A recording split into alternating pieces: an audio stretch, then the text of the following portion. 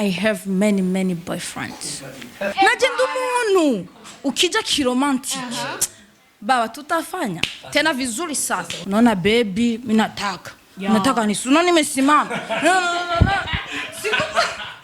Serious, nikomeshi baadza.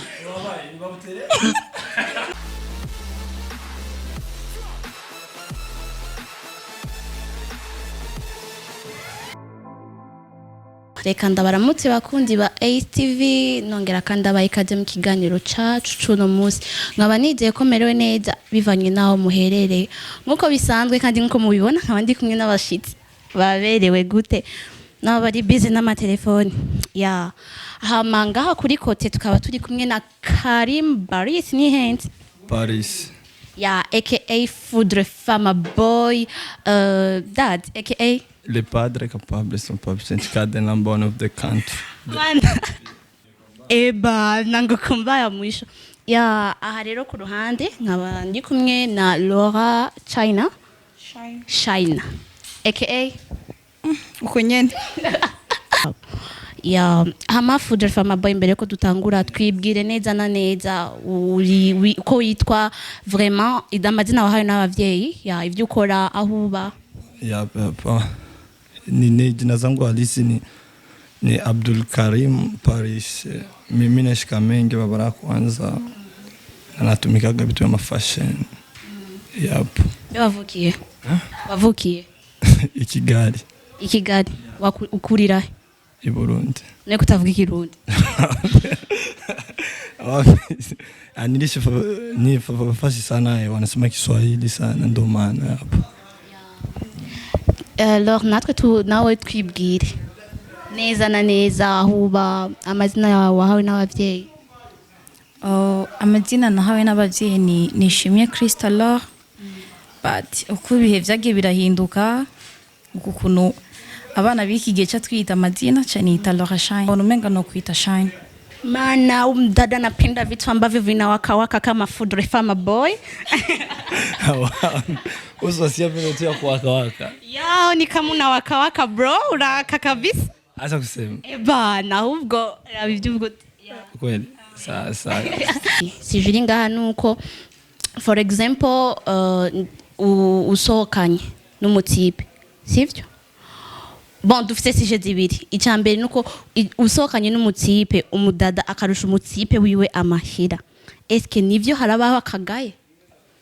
Eske nivyo umudada aragaya umuhungu bakundanye kubera murusha amahera? Sivyo? Wabisho ipo kabisa. Lore wo mugaya warabimbwiye. Bon biravana kwanza biravana nuba yaradira zuwundi. Ego tuvuge par exemple je ndafisa amahera umutipe aje kundondera mfisa amahera.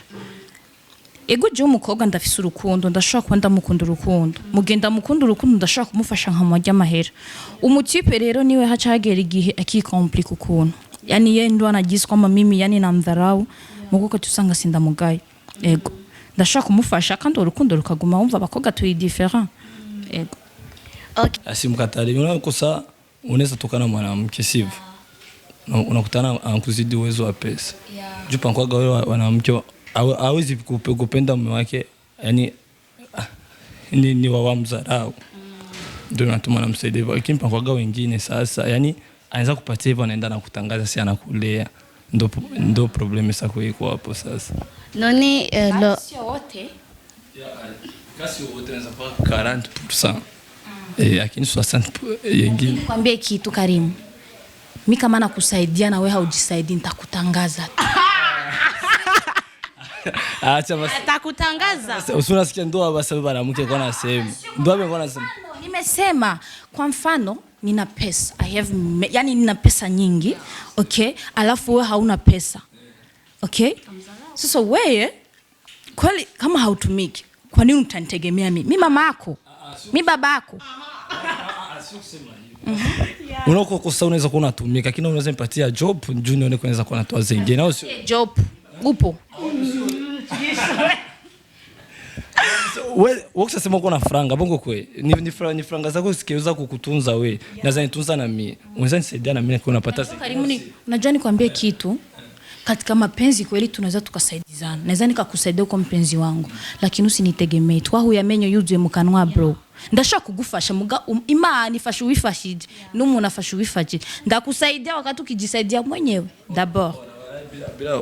Bila kudanganya. Unasana ingia pale. Nilikuwa hata nikutongoza hivi nafanya bievu. Ingo kiromantiki. Naje ndumuntu. Ukija kiromantiki. Baba tutafanya tena vizuri sasa. Kukia kikombani aje na kukia kiromantiki ni aje? Par exemple, tunapendana. Okay? Unakuja, unaona baby, mimi nataka. Nataka unaona nimesimama. Siko serious, niko meshibaza. Siko unakuja. Urumva imesimama nataka. Mimi kwanza ni mwanamke nitasikia kwanza aibu. Lakini ukija baby, nataka tutoke out. Twende wapi? Twende fasi, tuenjoy. Unajua tena nitakuja kwanza.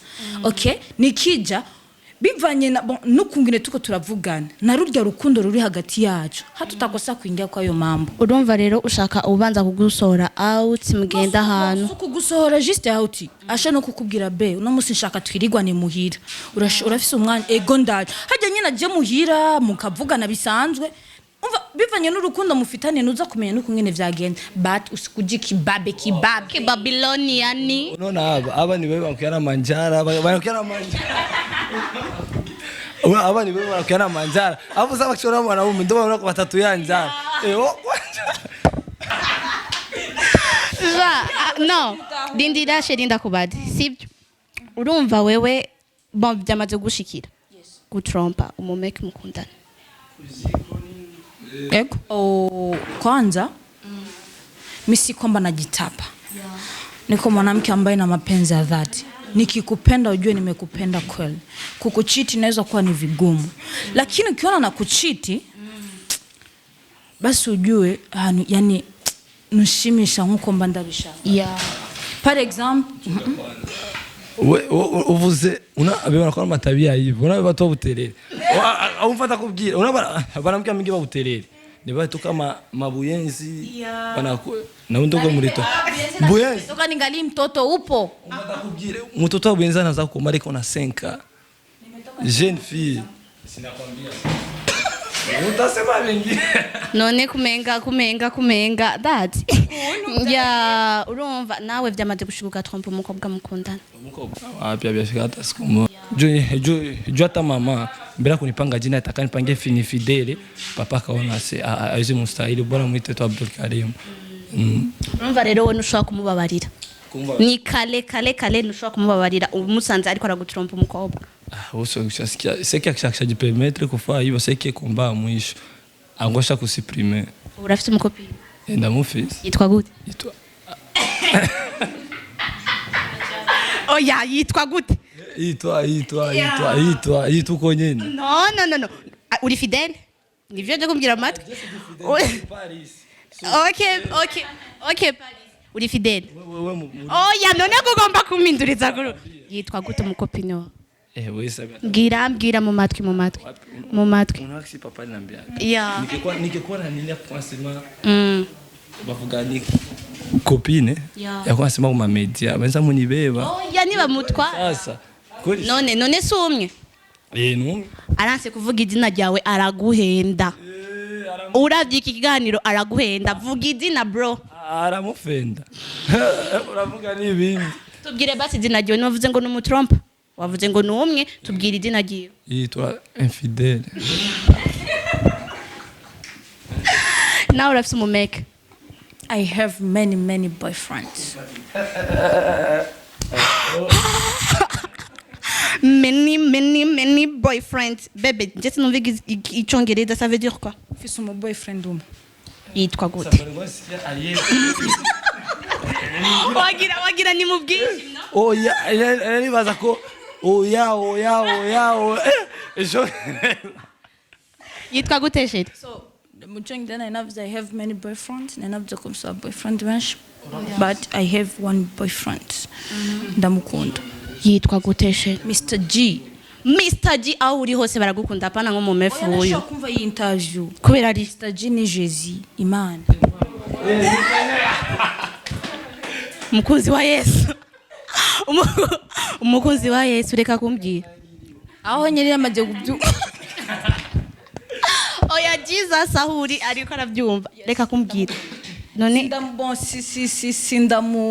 nituvugana cyane nitubonana cyane but ndamukunda nagukolinga cyane cyo gakewe cyane cyane ariyo kibo ndamuronda afise abakobwa benshi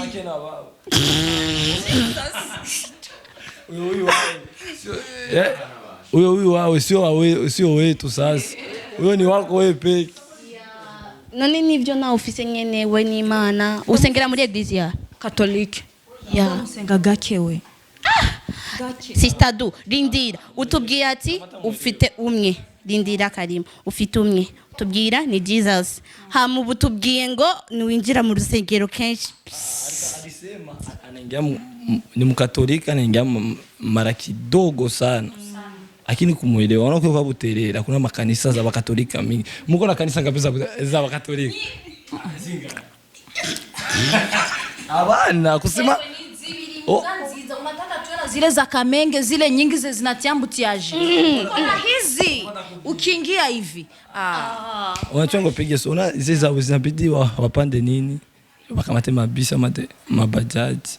Sasa komba mwisho kanisa ya bien ugafata bisu ugiye gusenga nshuti wataka ni bana taxi velo naenda kanisani kama foudre arafata taxi ve naramwone kuri taxi vamos mkanisa ndo masipende inge mkanisa tena ndo nishajipatia marepo mingi hama duhete ndabashimiye kuba mwitavye ubutumire bwanje nari kumwe na Foudre Famabo ya nari kumwe na Karim Boris Paris ya aka Famabo le padre afite ndire ndamubazi kibazo yo mazina na yiki bro bisigo na maki nama aka mbe bisiguri kije na manda chumva ku bantu benshi na masirno wose kwanza babingereza hapa